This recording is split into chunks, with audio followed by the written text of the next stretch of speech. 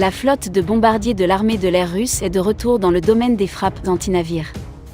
Pendant la guerre froide, le bombardier soviétique Backfire armé de missiles représentait l'une des menaces les plus sérieuses pour les groupes d'attaque des porte-avions de la marine américaine. La version russe récemment améliorée du Backfire, le Tu-22M3M, représente une capacité accrue dans pratiquement tous les domaines, sauf la furtivité. En 2018, TASS, la principale agence de presse officielle russe, a déclaré que 30 bombardiers seront mis à niveau vers la nouvelle configuration et transporteront des missiles hypersoniques. La mise à niveau de l'arme Backfire est assez impressionnante, améliorant les capacités du bombardier à la fois contre les cibles terrestres et les navires de surface. Outre les nouveaux missiles d'attaque terrestre, il y aurait au moins 2 missiles de longue portée à très grande vitesse et à double capacité, nucléaires et conventionnels, capables d'attaquer des cibles terrestres et des navires. Ce point est important car le ministère de la Défense a déclaré que les États-Unis n'ont actuellement aucune défense contre les missiles hypersoniques.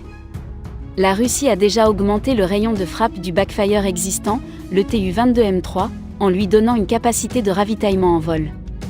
Le Tu-22M3 a une portée d'environ 7000 km, de plus, les bombardiers Backfire volent régulièrement à plus de 5000 km pour frapper des cibles en Syrie. Le Tu-22M3M devrait avoir une portée nettement supérieure car son nouveau moteur NK-3202 est le même que celui utilisé dans le nouveau bombardier lourd Tu-160M2, qui, selon le vice-ministre russe de la Défense Yuri Borisov, augmentera sa portée d'environ 965 km. Pour mémoire, non seulement le Tu-22M3 a une portée accrue, mais il transporte également le nouveau missile de croisière supersonique à longue portée KH-32.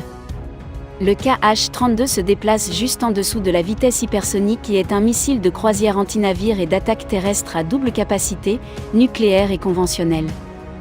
Sputnik News affirme que sa vitesse est de Mach 4,1 et TASS la situe à plus de Mach 5,5, ce qui semble trop élevé, sauf peut-être dans un plongeon terminal, mais même à Mach 4 à 130 000 pieds, il constitue une menace très sérieuse, peut-être invulnérable aux systèmes de défense aérienne occidentaux existants. Le KH-32 serait devenu opérationnel en 2016. Si c'est le cas, plus de 100 bombardiers Backfire opérationnels pourraient le porter maintenant. Donc, la marine américaine sera probablement confrontée à une menace antinavire du Backfire pendant peut-être encore 20 ans, et la marine doit bientôt développer la technologie et la doctrine de combat pour faire face à cette menace à longue portée de plus en plus mortelle.